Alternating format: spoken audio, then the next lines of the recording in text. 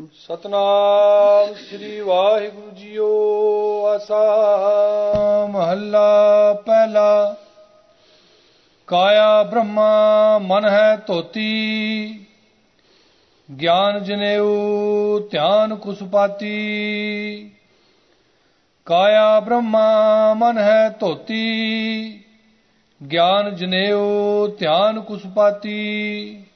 ਹਰ ਨਾਮਾ ਜਸ ਜਾਚੋ ਨਾਉ, ਗੁਰ ਪ੍ਰਸਾਦ ਬ੍ਰਹਮ ਸਮਾਉ।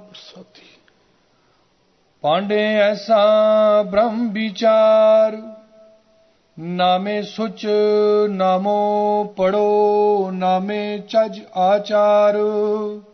ਰਹਾਉ ਬਾਹਰ ਜਨੇਊ ਜਿਚਰ ਜੋਤ ਐ ਨਾਲ, ਧੋਤੀ ਟਿੱਕਾ ਨਾਮ ਸਮਾਲ। ਐਥੈ ਓਥੈ ਨਿਭੀ ਨਾਲ, ਵਿਣ ਨਾਵੈ ਹੋਰ ਕਰਮ ਨਾ ਭਾਲ। ਪੂਜਾ ਪ੍ਰੇਮ ਮਾਇਆ ਪਰ ਜਾਲ, ਏਕੋ ਵੇਖੋ ਅਵਰ ਨਾ ਭਾਲ। ਚੀਨੈ ਤਤ ਗਗਨ ਦਸ ਦੁਆਰ, ਹਰ ਮੁਖ ਪਾਠ ਪੜ੍ਹੈ ਵਿਚਾਰ। ਭੋਜਨ ਭਾਉ ਪਰਮ ਭਉ ਭਾਗੈ, ਪਹਰੁਆਰਾ ਛਾਬੋ ਚੋਰ ਨਾ ਲਾਗੈ। ਤਿਲਕ ਲਿਲਾਟ ਜਾਣੈ ਪ੍ਰਭ ਸੋਏ, ਬੂਝੈ ਬ੍ਰਹਮ ਅੰਤਰ। ਤਿਲਕ ਲਿਲਾਟ ਜਾਣੈ ਪ੍ਰਭ ਏਕ, ਬੂਝੈ ਬ੍ਰਹਮ ਅੰਤਰ ਵਿਵੇਕ। ਆਚਾਰੀ ਨੇ ਜੀਤਿਆ ਜਾਏ, ਪਾਠ ਪੜੈ ਨੇ ਕੀਮਤ ਪਾਏ। ਅਸ਼ਟ ਦਸੀ ਚੋ ਭੇਦ ਨਾ ਪਾਇਆ, ਨਾਨਕ ਸਤਿਗੁਰ ਬ੍ਰਹਮ ਦਿਖਾਇਆ।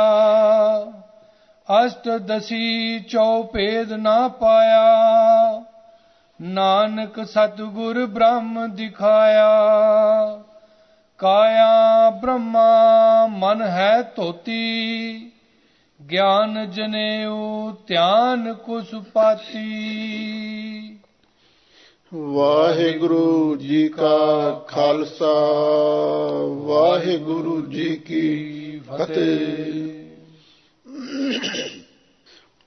ਪਰਮ ਸਨਮਾਨਯੋਗ ਗੁਰੂ ਖਾਲਸਾ ਸਤ ਸੰਗਤ ਜੀਓ, ਸਤਿਗੁਰੂ ਨੇ ਅਪਾਰ ਬਖਸ਼ਿਸ਼ ਕੀਤੀ। ਆਪ ਸੰਗਤਾਂ ਸਤਿਗੁਰੂ ਦੇ ਪਾਵਨ ਪਵਿੱਤਰ ਸੋਹਣੇ ਦਰਬਾਰ ਦੀਆਂ ਹਾਜ਼ਰੀਆਂ ਭਰ ਰਹੇ ਹੋ। ਬਾਣੀ ਗੁਰੂ, ਗੁਰੂ ਹੈ ਬਾਣੀ, ਵਿੱਚ ਬਾਣੀ ਅੰਮ੍ਰਿਤ ਸਾਰੇ। ਗੁਰਬਾਣੀ ਕਹੈ ਸੇਵਕ ਜਨ ਮਾਨੈ, ਪ੍ਰਤੱਖ ਗੁਰੂ ਨਿਸਤਾਰੇ। ਸਤਿਗੁਰੂ ਦੀ ਪਾਵਨ ਅੰਮ੍ਰਿਤ ਰੂਪ ਬਾਣੀ ਦੀ ਲੜੀਵਾਰ ਕਥਾ ਆਪ ਸੰਗਤਾਂ ਸਰਵਣ ਕਰ ਰਹੇ ਹੋ। ਸਾਡੇ ਸਿੱਖਾਂ ਦੇ ਪ੍ਰਥਮ ਗੁਰੂ ਜਾਹਰ ਪੀਰ ਜਗਤ ਗੁਰ ਬਾਬਾ ਧੰਨ ਗੁਰੂ ਨਾਨਕ ਦੇਵ ਮਹਾਰਾਜ ਸੱਚੇ ਪਾਤਸ਼ਾਹ ਆਸਾ ਰਾਗ ਦੇ ਅੰਦਰ ਪਾਵਨ ਪਵਿੱਤਰ ਉਪਦੇਸ਼ ਬਖਸ਼ਿਸ਼ ਕਰ ਰਹੇ ਹਨ। ਇਹ ਸ਼ਬਦ ਸਾਹਿਬ ਸਤਿਗੁਰੂ ਸੱਚੇ ਪਾਤਸ਼ਾਹ ਨੇ ਕਿਸੇ ਵਿਸ਼ੇਸ਼ ਅਧਿਕਾਰੀ ਨੂੰ ਸੰਬੋਧਨ ਕਰਕੇ ਉਚਾਰਨ ਕੀਤਾ ਹੈ। ਉਥਾਨਕਾ ਦੇ ਅੰਦਰ ਮਹਾਂਪੁਰਖੇ ਵਿਚਾਰ ਦੱਸਦੇ ਹਨ। ਧੰਨ ਗੁਰੂ ਨਾਨਕ ਦੇਵ ਮਹਾਰਾਜ ਸੱਚੇ ਪਾਤਸ਼ਾਹ ਦੇ ਪਾਸ ਕੋਈ ਬ੍ਰਾਹਮਣ ਆਇਆ ਹੈ। ਉਸ ਨੇ ਅਸਲੀ ਬ੍ਰਾਹਮਣ ਦੇ ਆਦਰਸ਼ ਬਾਰੇ ਚਾਨਣਾ ਪਾਉਣ ਲਈ ਬੇਨਤੀ ਕੀਤੀ ਤਾਂ ਸਾਹਿਬ ਸਤਿਗੁਰੂ ਧੰਨ ਗੁਰੂ ਨਾਨਕ ਦੇਵ ਮਹਾਰਾਜ ਸੱਚੇ ਪਾਤਸ਼ਾਹ ਨੇ ਉਸ ਬ੍ਰਾਹਮਣ ਨੂੰ ਪਾਂਡੇ ਸ਼ਬਦ ਦੁਆਰਾ ਸੰਬੋਧਨ ਕੀਤਾ ਹੈ। पांडे ऐसा ब्रह्म विचार, नामे सोच नामो पढ़ो, नामे चज आचार रहाओ। है पांडे, ਅਸੀਂ ऐसा ब्रह्म ਦਾ ਵਿਚਾਰ ਕਰ ਰਹੇ ਹਾਂ, ਕਿਉਂਕਿ ਬ੍ਰਾਹਮਣ ਵੀ ਉਹੀ ਹੋ ਸਕਦਾ ਹੈ ਜੋ ब्रह्म ਦੀ ਵਿਚਾਰ करे। कहो कबीर जो ब्रह्म विचारै, सो ब्राह्मण कहियत है हमारा। ये गुरमत ਦਾ ਸਿਧਾਂਤ ਹੈ। ਜਿਹੜਾ ब्रह्म ਦੀ ਵਿਚਾਰ ਕਰੇ ਉਹ ब्राह्मण है। अथवा जो ब्रह्म ਨੂੰ ਜਾਣ ਲਵੇ ਉਹ ब्राह्मण है। ब्रह्म बिंदे सो ब्राह्मण होई। ਹਜ਼ੂਰ ਇਸੇ ਲਈ ਉਸ ਬ੍ਰਾਹਮਣ ਨੂੰ ਆਖਦੇ ਨੇ, ਪਾਂਡੇ ਐਸਾ ਬ੍ਰਹਮ ਵਿਚਾਰ। ਐ ਪਾਂਡੇ, ਅਸੀਂ ਐਸਾ ਬ੍ਰਹਮ ਦਾ ਵਿਚਾਰ ਕਰ ਰਹੇ ਹਾਂ। ਨਾਮੇ ਸੋਚ ਨਾਮੋ ਪੜ੍ਹੋ, ਨਾਮੇ ਚੱਜ ਆਚਾਰ। ਅਸੀਂ ਉਸ ਅਕਾਲ ਪੁਰਖ ਵਾਹਿਗੁਰੂ ਦੇ ਨਾਮ ਦੁਆਰਾ ਹੀ ਆਪਣੇ ਮਨ ਦੀ ਪਵਿੱਤਰਤਾ ਕਰਦੇ ਹਾਂ। ਕਿਉਂ ਗੁਰਮਤਿ ਦਾ ਸਾਧਨ ਨਾਮ ਹੈ, ਜਿਸ ਦੇ ਨਾਲ ਮਨ ਦੀ ਮੈਲ ਦੂਰ ਹੁੰਦੀ ਹੈ। ਭਰੀਐ ਮਤ ਪਾਪਾਂ ਕੈ ਸੰਗ, ਉਹ ਧੋਪੈ ਨਵੈ ਕੈ ਰੰਗ। ਹਜ਼ੂਰ ਕਹਿੰਦੇ ਨੇ, ਅਸੀਂ ਨਾਮ ਦੁਆਰਾ ਹੀ ਆਪਣੇ ਮਨ ਨੂੰ, ਆਪਣੇ ਹਿਰਦੇ ਨੂੰ ਪਵਿੱਤਰ ਕਰਦੇ ਹਾਂ। ਨਾਮੋਂ ਪੜ੍ਹੋ। ਹੋਰ ਵੇਦ ਪੁਰਾਣ ਸਿਮਰਤੀਆਂ ਪੜ੍ਹਨ ਦੀ ਥਾਂ ਅਸੀਂ ਹਰ ਵੇਲੇ ਨਾਮ ਨੂੰ ਹੀ ਪੜ੍ਹਦੇ ਹਾਂ, ਨਾਮ ਨੂੰ ਹੀ ਉਚਾਰਨ ਕਰਦੇ ਹਾਂ। ਸਿਮਰਤ ਵੇਦ ਪੁਰਾਣ ਪੁਕਾਰਨ ਪੋਥੀਆਂ, ਨਾਮ ਬਿਨਾ ਸਭ ਕੂੜ ਗਾਲੀ ਹੋਸ਼ੀਆਂ। ਕਿਉਂਕਿ ਨਾਮ ਦੀ ਪੜ੍ਹਾਈ ਸਭ ਤੋਂ ਉੱਤਮ ਹੈ। ਨਾਮ ਦੁਆਰਾ ਹੀ ਅਸੀਂ ਆਪਣੇ ਹਿਰਦੇ ਦੀ ਸ਼ੁੱਧੀ ਕਰਦੇ ਹਾਂ ਤੇ ਹੋਰ ਵੇਦ ਪੁਰਾਣਾਂ ਦੇ ਪਾਠ ਦੀ ਥਾਂ ਤੇ ਨਾਮ ਦੀ ਹੀ ਪੜ੍ਹਾਈ ਕਰਦੇ ਹਾਂ, ਨਾਮ ਦਾ ਹੀ ਪਾਠ ਪੜ੍ਹਦੇ ਹਾਂ। ਨਾਮੇ ਚੱਜ ਆਚਾਰ, ਤੇ ਨਾਮ ਦੁਆਰਾ ਹੀ ਅਸੀਂ ਆਪਣਾ ਚੱਜ ਦਾ ਅਰਥ ਹੈ ਚਾਲ ਚਲਣ ਸਹੀ ਬਣਾਉਣੇ ਹਾਂ। ਤੇ ਨਾਮ ਦੁਆਰਾ ਹੀ ਆਚਾਰ, ਜਿਹੜੇ ਧਾਰਮਿਕ ਰਸਮੋ ਰਿਵਾਜ ਅਸੀਂ ਉਹਨਾਂ ਨੂੰ ਪੂਰਾ ਕਰਦੇ ਹਾਂ। ਭਾਵ ਹਰ ਜੀਵਨ ਦੇ ਪਹਿਲੂ ਅੰਦਰ ਅਸੀਂ ਵਾਹਿਗੁਰੂ ਦੇ ਨਾਮ ਨੂੰ ਹੀ ਧਾਰਨ ਕੀਤਾ ਹੋਇਆ ਹੈ। ਕਿਉਂਕਿ ਗੁਰਮੁਖ ਦਾ ਜੀਵਨ ਹੀ ਐਸਾ ਹੁੰਦਾ ਹੈ, ਊਠਤ ਬੈਠਤ ਸੋਵਤ ਨਾਮ, ਕਹੋ ਨਾਨਕ ਜਨ ਕੈ ਸਦਕਾਮ। ਗੁਰਮੁਖਾਂ ਦਾ ਇੱਕੋ ਹੀ ਕੰਮ ਹੁੰਦਾ ਹੈ, ਹਰ ਵੇਲੇ ਨਾਮ ਜਪਣਾ।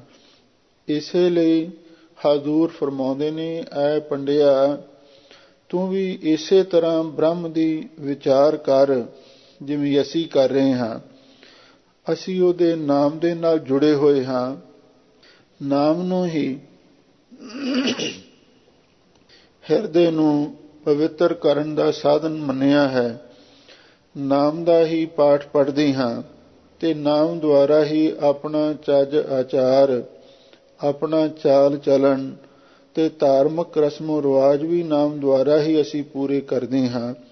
ਲਓ ਹੁਣ ਆਰੰਭ ਤੋਂ ਸਾਹਿਬ ਸਤਿਗੁਰੂ ਸੱਚੇ ਪਾਤਸ਼ਾਹ ਪਾਵਨ ਪਵਿੱਤਰ ਉਪਦੇਸ਼ ਬਖਸ਼ਿਸ਼ ਕਰ ਰਹੇ ਹਨ। ਸੰਗਤਾਂ ਪ੍ਰੇਮ ਦੇ ਨਾਲ ਸ਼ਬਦ ਦੀ ਵਿਚਾਰ ਸੁਣੋ ਤੇ ਇੱਕ ਵਾਰੀ ਪਿਆਰ ਦੇ ਨਾਲ ਆਖੋ, ਸਤਿਨਾਮ ਸ੍ਰੀ ਵਾਹਿਗੁਰੂ ਸਾਹਿਬ ਜੀਓ।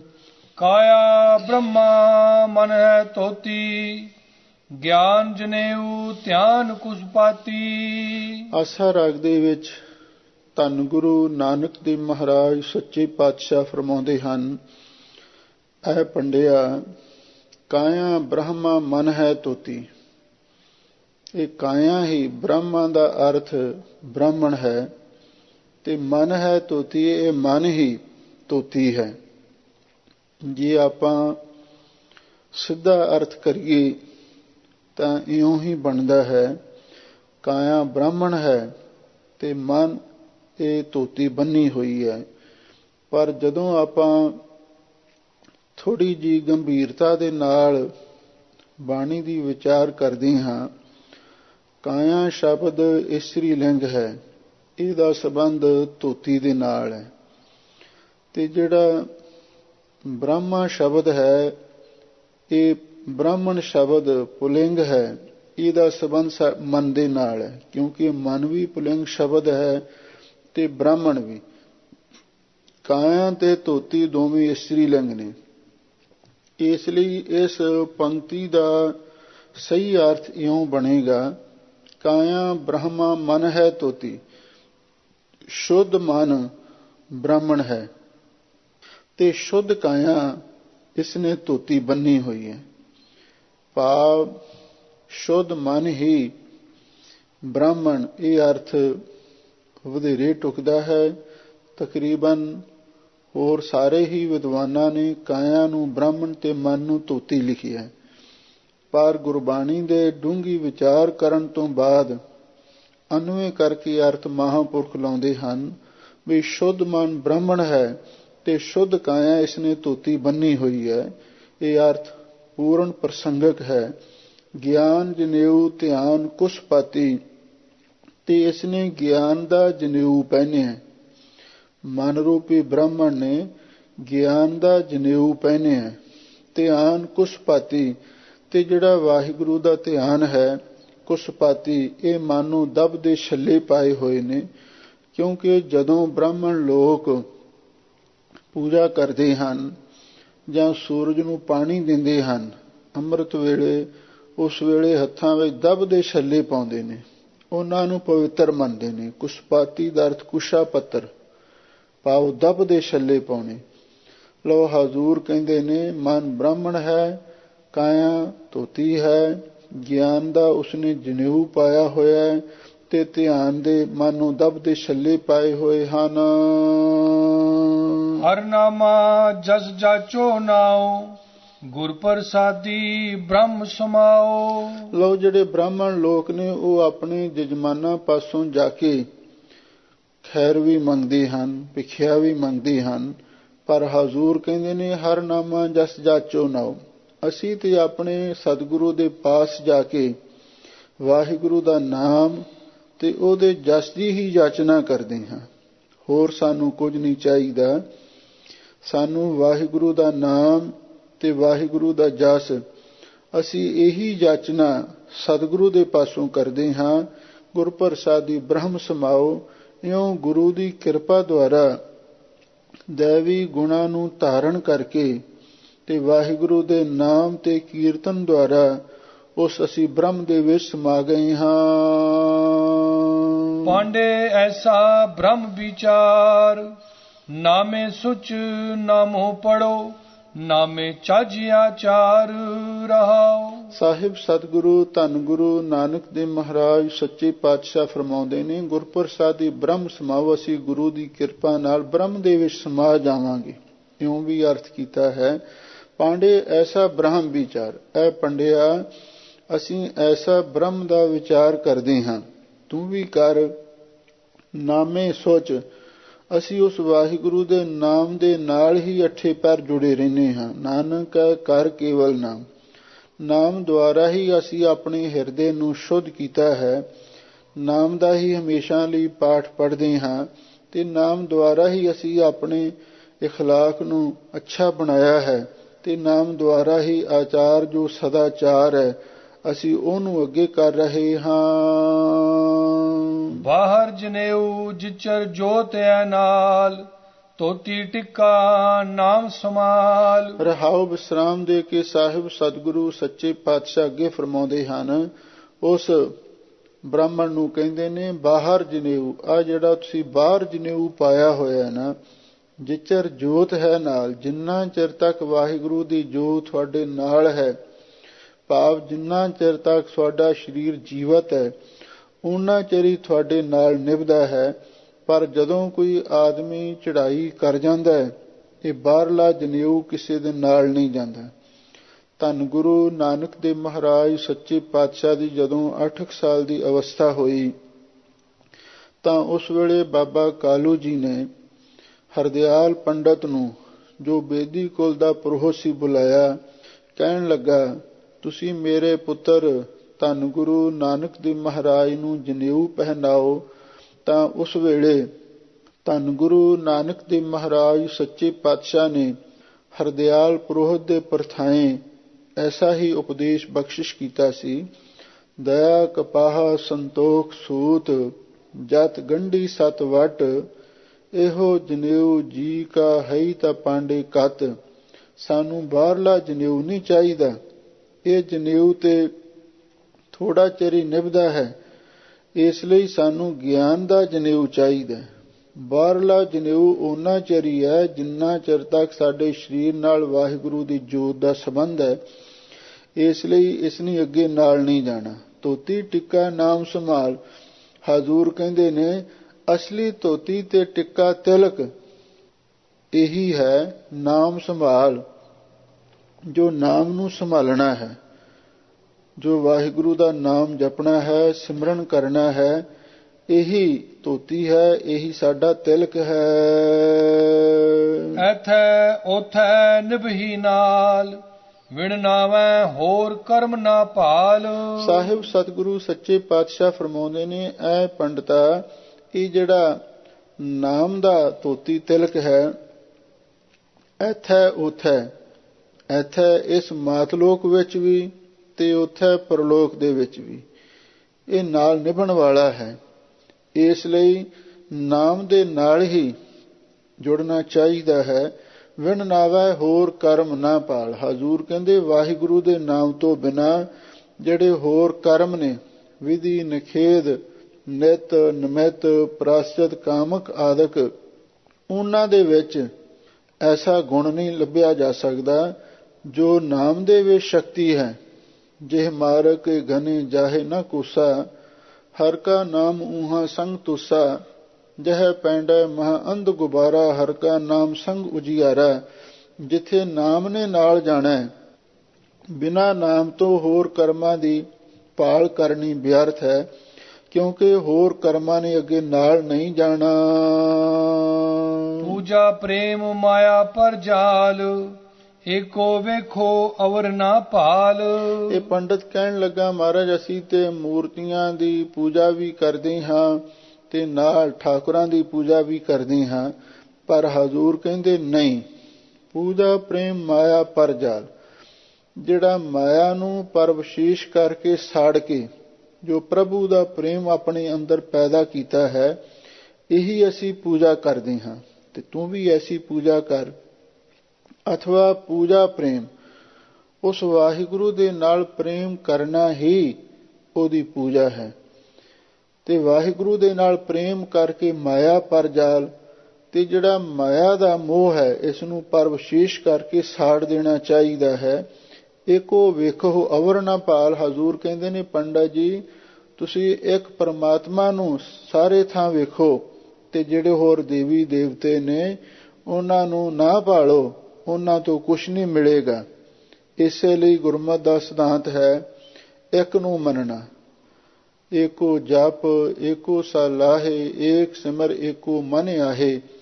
ਗੁਰੂ ਬਾਬਾ ਜੀ ਉਹੀ ਸਿਧਾਂਤ ਇਸ ਪੰਡਤ ਨੂੰ ਦ੍ਰਿੜ ਕਰਵਾ ਰਹੇ ਹਨ। ਉਸ ਪ੍ਰਭੂ ਦਾ ਪ੍ਰੇਮ ਹੀ ਉਹਦੀ ਪੂਜਾ ਹੈ। ਉਸ ਵਾਹਿਗੁਰੂ ਦੇ ਪ੍ਰੇਮ ਨੂੰ ਧਾਰਨ ਕਰਕੇ ਮਾਇਆ ਦੇ ਮੋਹ ਨੂੰ ਵਿਸ਼ੇਸ਼ ਕਰਕੇ ਸਾੜ ਦੇਣਾ ਚਾਹੀਦਾ ਹੈ। ਫਿਰ ਉਸ ਇੱਕ ਪ੍ਰਮਾਤਮਾ ਨੂੰ ਸਾਰਿਆਂ ਦੇ ਵਿੱਚ ਦੇਖੋ, ਤੇ ਹੋਰ ਕਿਸੇ ਦੇਵੀ ਦੇਵਤੇ ਨੂੰ ਭਾਲਣ ਦੀ ਲੋੜ ਨਹੀਂ ਹੈ। ਚੀਨੈ ਤਤ ਗਗਨ 10 ਦੁਆਰ, ਹਰ ਮੁਖ ਪਾਠ ਪੜੈ ਵਿਚਾਰ। ਲੋ ਹਜ਼ੂਰ ਕਹਿੰਦੇ ਨੇ, ਜਿਹੜਾ ਗੁਰਮੁਖ ਪੰਡਤ ਹੈ, ਗੁਰਮੁਖ ਬ੍ਰਾਹਮਣ ਹੈ, ਚੀਨੈ ਤਤ ਗਗਨ 10 ਦੁਆਰ। ਉਹ ਗਗਨ ਦਾ ਅਰਥ ਹੈ ਆਕਾਸ਼ ਵਿੱਚ, ਭਾਵ ਸਾਰੇ ਬ੍ਰਹਿਮੰਡ ਵਿੱਚ, ਤੇ 10 ਦੁਆਰ 10 ਦੁਆਰਿਆਂ ਵਾਲਾ ਸਾਡਾ ਸਰੀਰ ਹੈ, ਇਹਦੇ ਅੰਦਰ ਵੀ, ਭਾਵ ਬਾਹਰਲੇ ਸਾਰੇ ਸੰਸਾਰ ਵਿੱਚ ਵੀ, ਪਸਾਰੇ ਵਿੱਚ ਵੀ, ਤੇ ਸਰੀਰ ਦੇ ਵਿੱਚ ਵੀ। ਚੀਨੈ ਤਤ, ਉਸ ਬ੍ਰਹਮ ਨੂੰ ਚੀਨਾ ਦਾ ਅਰਥ ਪਛਾਣ ਲੈਂਦਾ ਹੈ। ਇਹਦਾ ਮਤਲਬ ਇਹ ਹੈ ਜਿਹੜਾ ਗੁਰਮੁਖ ਬ੍ਰਾਹਮਣ ਹੈ ਉਹ ਸਾਰੇ ਪਸਾਰੇ ਵਿੱਚ ਵੀ ਤੇ ਸਰੀਰ ਦੇ ਵਿੱਚ ਵੀ ਉਸ ਤਤ ਬ੍ਰਹਮ ਨੂੰ ਪਛਾਣਦਾ ਹੈ। ਹਰ ਮੁਖ ਪਾਠ ਪੜ੍ਹੈ ਵਿਚਾਰ, ਤੇ ਫਿਰ ਵਾਹਿਗੁਰੂ ਦੇ ਨਾਮ ਦਾ ਹੀ ਮੁਖ ਤੋਂ ਪਾਠ ਪੜ੍ਹਦਾ ਹੈ ਤੇ ਵਾਹਿਗੁਰੂ ਦੇ ਨਾਮ ਦੀ ਹੀ ਹਮੇਸ਼ਾ ਵਿਚਾਰ ਕਰਦਾ ਰਹਿੰਦਾ ਹੈ। ਭੋਜਨ ਪਾਓ ਪਰਮ ਭਉ ਪਾਗੈ, ਪਹਰੂਅਰ ਛਬ ਚੋਰ ਨਾ ਲਾਗੈ। ਭੋਜਨ ਪਾਓ ਪਰਮ ਭਉ ਪਾਗੈ, ਮੁਖ ਪਾਠ ਸੰਪਰਦਾਇ ਦੇ ਵਿੱਚ ਪਾਹਰੂ ਰਾਸ਼ਬ ਇਉਂ ਕਰਨਾ, ਪਾਹਰੂ ਰਾਸ਼ਬ ਚੋਰ ਨਾ ਲੱਗੇ। ਭੋਜਨ ਪਾਓ ਪਰਮ ਭਉ ਪਾਗੈ। ਲੈ ਹੁਣ ਇਹਦਾ ਅਰਥ ਸੁਣੋ। ਭੋਜਨ ਪਾਓ, ਵਾਹਿਗੁਰੂ ਦਾ ਪ੍ਰੇਮ ਹੀ ਭੋਜਨ ਹੈ। ਜਿਵੇਂ ਬ੍ਰਾਹਮਣ ਲੋਕ ਮੂਰਤੀਆਂ ਨੂੰ ਭੋਗ ਲਾਉਂਦੇ ਸਨ, ਹਜ਼ੂਰ ਕਹਿੰਦੇ ਨੇ ਭੋਜਨ ਪਾਓ, ਉਹ ਰੱਬੀ ਪਿਆਰ ਹੀ ਸਾਡਾ ਭੋਜਨ ਹੈ। ਇਹਦੇ ਨਾਲ ਭਰਮ ਤੇ ਪੈ ਡਰ, ਭਾਗਿਆ ਦਾ ਅਰਥ ਭੱਜ ਜਾਂਦਾ ਹੈ। ਤੇ ਨਾਲ ਹੀ ਸਤਿਗੁਰੂ ਕਹਿੰਦੇ ਨੇ ਪਾਹਰੂ ਰਾਸ਼ਬ। ਜੇ ਪਹਿਰੇਦਾਰ ਰਾਸ਼ਬ ਦਾ ਅਰਥ ਹੈ ਵੀ ਰਾਖੇ ਤੇ ਖੜਾ ਹੋਵੇ, ਰਾਖੀ ਵਾਸਤੇ ਖੜਾ ਹੋਵੇ। ਜਿਹੜਾ ਰਾਸ਼ਬ ਸ਼ਬਦ ਹੈ ਨਾ, ਰਸ਼ਿਆ ਦਾ ਵਾਚਕ ਹੈ। ਜਿਵੇਂ ਚੌਪਈ ਸਾਹਿਬ ਬਾਣੀ ਵਿੱਚ ਕਲਗੀਧਰ ਪਾਤਸ਼ਾਹ ਨੇ ਲਿਖਿਆ ਹੈ, ਹਮਰੀ ਕਰੋ ਹਾਥ ਦਾ ਰੱਛਾ, ਪੂਰਨ ਹੋਏ ਚਿੱਤ ਕੀ ਇੱਛਾ। ਪਾਹਰੂ ਰਾਸ਼ਬ, ਜੇ ਪਹਿਰੇਦਾਰ ਰਾਖੀ ਤੇ ਖੜਾ ਹੋਵੇ, ਚੋਰ ਨਾ ਲੱਗੇ, ਫੇਰ ਘਰ ਨੂੰ ਚੋਰ ਨਹੀਂ ਲੱਗ ਸਕਦਾ। ਇਹਦਾ ਮਤਲਬ ਇਹ ਹੈ ਵੀ ਜਿਹੜੇ ਗੁਰਮੁਖ ਜਨ ਹਨ ਵੀ ਉਹ ਵਾਹਿਗੁਰੂ ਦੇ ਨਾਮ ਨੂੰ ਪਹਿਰੇਦਾਰ ਬਣਾ ਕੇ ਹਮੇਸ਼ਾ ਆਪਣੇ ਉੱਪਰ ਖੜਾ ਰੱਖਦੇ ਨੇ, ਜਿਸ ਕਰਕੇ ਜਿਹੜਾ ਇਹ ਕਾਮ ਦਾ ਚੋਰ ਹੈ ਅਥਵਾ ਹੰਕਾਰ ਦਾ ਚੋਰ ਹੈ, ਉਹ ਉਹਨਾਂ ਨੂੰ ਸੰਨ ਨਹੀਂ ਲਾ ਸਕਦਾ। ਦੂਜਾ ਵਿਦਵਾਨਾਂ ਨੇ ਪਾਠ ਕੀਤਾ ਹੈ ਪਾਹਰੂ ਰਾ ਸ਼ਬ, ਚੋਰ ਨਾ ਲੱਗੇ। ਇਹਦਾ ਅਰਥ ਉਹਨਾਂ ਨੇ ਵੱਖੋ ਵੱਖਰੇ ਢੰਗ ਨਾਲ ਕੀਤਾ ਹੈ। ਪਾਹਰੂ ਰਾ ਸ਼ਬ, ਜਦੋਂ ਅਕਾਲ ਪੁਰਖ ਵਾਹਿਗੁਰੂ ਆਪ ਪਹਿਰੇਦਾਰ ਹੋ ਕੇ, ਰਖਵਾਲਾ ਹੋ ਕੇ ਸਿਰ ਤੇ ਖਲੋ ਜਾਂਦਾ ਹੈ, ਸ਼ਬ ਉਹਦੀ ਸ਼ਬੀ ਪ੍ਰਤਾਪ ਦਾ ਸਦਕਾ ਚੋਰ ਨਾ ਲੱਗੇ, ਫੇਰ ਕੋਈ ਚੋਰ ਨਹੀਂ ਲੱਗ ਸਕਦਾ। ਕਾਮ ਆਦਿਕ ਚੋਰ ਸੰਨ ਨਹੀਂ ਲਾ ਸਕਦਾ। ਸਾਡੇ ਸ਼ੁਭ ਗੁਣਾਂ ਨੂੰ, ਭਗਤੀ ਦੇ ਸਰਮਾਏ ਨੂੰ, ਨਾਮ ਦੇ ਧਨ ਨੂੰ ਨਹੀਂ ਚੁਰਾ ਸਕਦਾ। ਤੇ ਤੀਸਰਾ ਇਹਦਾ ਅਰਥ ਕੁਝ ਵਿਦਵਾਨਾਂ ਨੇ ਸ਼ਬ ਸੰਸਕ੍ਰਿਤ ਦਾ, ਫਾਰਸੀ ਦਾ ਲਫ਼ਜ਼ ਹੈ ਸਭ ਰੋਜ਼ ਗਸਤਮ ਦਰ ਹਵਾ, ਸਭ ਕਹਿੰਦੇ ਨੇ ਉਹ ਰਾਤ ਨੂੰ। ਪਾਹਰੂ ਰਾ ਸ਼ਬ, ਜੇ ਰਾਤ ਨੂੰ ਪਹਿਰੇਦਾਰ ਘਰ ਤੇ ਖਲੋਤਾ ਹੋਵੇ ਤੇ ਚੋਰ ਨਾ ਲੱਗਾ, ਫਿਰ ਉਹਨੂੰ ਚੋਰ ਨਹੀਂ ਲੱਗ ਸਕਦਾ। ਇਉਂ ਵੱਖੋ ਵੱਖਰੇ ਅਰਥ ਵਿਦਵਾਨਾਂ ਨੇ ਕੀਤੇ ਨੇ, ਪਰ ਸੰਪਰਦਾਇ ਵਿੱਚ ਮੁੱਖ ਪਾਠ ਪਾਹਰੂ ਰਾਸ਼ਬ ਚੋਰ ਨਾ ਲੱਗਾ ਇਹੀ ਕੀਤਾ ਗਿਆ ਹੈ, ਜਿਸ ਦਾ ਅਰਥ ਸਪਸ਼ਟ ਹੈ। ਜੇ ਪਹਿਰੇਦਾਰ ਰਾਖੀ ਤੇ ਖੜਾ ਹੋਵੇ, ਫਿਰ ਉਸ ਘਰ ਨੂੰ ਚੋਰ ਨਹੀਂ ਲੱਗ ਸਕਦਾ। ਭਾਵ ਵਾਹਿਗੁਰੂ ਪਰਮੇਸ਼ਰ ਆਪ ਪਹਿਰੇਦਾਰ ਹੈ। ਚੌਕੀ ਚੌਗਿਰਦ ਹਮਾਰੇ, ਗੁਰੂ का शब्द रखवारे, चौकी चौगिरद हमारे, अथवा गुरु का शब्द ही ਪਹਿਰੇਦਾਰ ਹੈ। ਜਦੋਂ ਉਹ ਗੁਰੂ का शब्द ਪਹਿਰੇਦਾਰ ਹੋ ਕੇ ਸਾਡੀ ਰਾਖੀ ਲਈ ਖਲੋ ਜਾਵੇ, ਚੋਰ ਨਾ ਲੱਗੇ, ਤੇ ਫਿਰ ਉਹਨੂੰ ਕੋਈ ਚੋਰ ਨਹੀਂ ਲੱਗ ਸਕਦਾ। ਜਿਵੇਂ ਪੰਚਮ ਪਾਤਸ਼ਾਹ ਗੁਰੂ ਅਰਜਨ ਦੇਵ ਮਹਾਰਾਜ ਦੇ ਸਮੇਂ ਦਾ ਇੱਕ ਇਤਿਹਾਸਕ ਪ੍ਰਸੰਗ ਹੈ, ਜਿਹੜਾ ਇਸ ਅਰਥ ਨੂੰ ਸਪਸ਼ਟ ਕਰਦਾ ਹੈ ਵੀ ਗੁਰੂ का शब्द ਰਖਵਾਲਾ ਹੈ, ਰਾਖੀ ਕਰਦਾ ਹੈ। ਇੱਕ ਘੋੜਿਆਂ ਦਾ ਸੌਦਾਗਰ ਸਿੱਖ ਧੰਨ ਗੁਰੂ ਅਰਜਨ ਦੇਵ ਮਹਾਰਾਜ ਸੱਚੇ ਪਾਤਸ਼ਾਹ ਦੇ ਪਾਸ ਆਇਆ। ਉਸ ਨੇ ਬੇਨਤੀ ਕੀਤੀ, ਸੱਚੇ ਪਾਤਸ਼ਾਹ, ਮੈਂ ਘੋੜਿਆਂ ਦਾ ਵਪਾਰੀ ਹਾਂ। ਮੈਂ ਘੋੜੇ ਇੱਕ ਮੰਡੀ ਤੋਂ ਖਰੀਦ ਕੇ ਦੂਸਰੀ ਥਾਂ ਤੇ ਜਾ ਕੇ ਵੇਚਦਾ ਹਾਂ। ਇਹ ਮੇਰਾ ਬਿਜ਼ਨਸ ਹੈ ਤੇ ਕਈ ਵਾਰੀ ਰਸਤੇ ਦੇ ਵਿੱਚ ਮੇਰੇ ਘੋੜੇ ਚੋਰੀ ਵੀ ਹੋ ਜਾਂਦੇ ਨੇ। ਇਸ ਤੋਂ ਬਚਣ ਦਾ ਕੋਈ ਉਪਾਅ ਦੱਸੋ। ਧੰਨ ਗੁਰੂ ਅਰਜਨ ਦੇਵ ਮਹਾਰਾਜ ਸੱਚੇ ਪਾਤਸ਼ਾਹ ਨੇ ਉਸ ਵੇਲੇ ਉਸ ਸੌਦਾਗਰ ਸਿੱਖ ਨੂੰ ਕੁਝ ਸ਼ਬਦ ਲਿਖ ਕੇ ਦਿੱਤੇ ਤੇ ਕਹਿਣ ਲੱਗੇ, ਤੂੰ ਇਸ ਦਾ ਪਾਠ ਕਰਿਆ ਕਰ। ਉਹ ਸ਼ਬਦ ਜੋ ਕੀਰਤਨ ਸੋਹਲੇ ਬਾਣੀ ਤੋਂ ਪਹਿਲਾਂ ਪੜ੍ਹੇ ਜਾਂਦੇ ਨੇ, ਸੋਰਠ ਮਹੱਲਾ ਪੰਜਵਾਂ। ਗੁਰ ਕਾ ਸ਼ਬਦ ਰਖਵਾਰੇ, ਚੌਕੀ ਚੌ ਗਿਰਦ ਹਮਾਰੇ। ਫਿਰ ਅੱਗੇ ਬਿਲਾਵਲ ਰਾਗ ਦਾ ਸ਼ਬਦ ਹੈ। ਤਾਤੀ ਵਾਵ ਨਾ ਲੱਗੀ ਪਾਰ ਬ੍ਰਹਮ ਸਰਨਾਈ। ਫਿਰ ਅੱਗੇ ਸ਼ਲੋਕ, 2 ਸ਼ਲੋਕ ਆਉਂਦੇ ਨੇ। ਜਹ ਸਾਧੂ ਗੋਬਿੰਦ ਭਜਨ ਕੀਰਤਨ ਨਾਨਕ ਨੀਤ। ਨਾ ਹੋਣਾ ਤੂੰ ਨਹਿ ਛੁਟੈ ਨਿਕਟ ਨਾ ਜਾਈਓ ਦੂਤ। ਫਿਰ ਅੱਗੇ ਸ਼ਲੋਕ ਮਹੱਲਾ ਪੰਜਵਾਂ ਦਾ ਇੱਕ ਹੋਰ ਸ਼ਲੋਕ ਆਉਂਦਾ ਹੈ। ਮਨ ਮਹਿ ਚਿਤਵੋ ਚਿਤਵਨੀ। ਸਤਿਗੁਰੂ ਨੇ ਨਾਲ ਸ਼ਬਦ ਲਿਖ ਕੇ ਦਿੱਤੇ ਵੀ ਜਦੋਂ ਤੂੰ ਰਾਤ ਨੂੰ ਸੌਵੇਂ ਇਹਨਾਂ ਸ਼ਬਦਾਂ ਦਾ ਪਾਠ ਕਰਨਾ ਹੈ। ਉਸ ਤੋਂ ਬਾਅਦ ਕੀਰਤਨ ਸੋਹਿਲਾ ਪੜ੍ਹ ਕੇ ਬਰਾਤ ਜਾਣਾ ਤੇ ਤੇਰੀ ਗੁਰੂ ਮਹਾਰਾਜ ਰੱਖਿਆ ਕਰਨਗੇ। ਉਹ ਕਹਿਣ ਲੱਗਾ ਸਤ ਬਚਨ।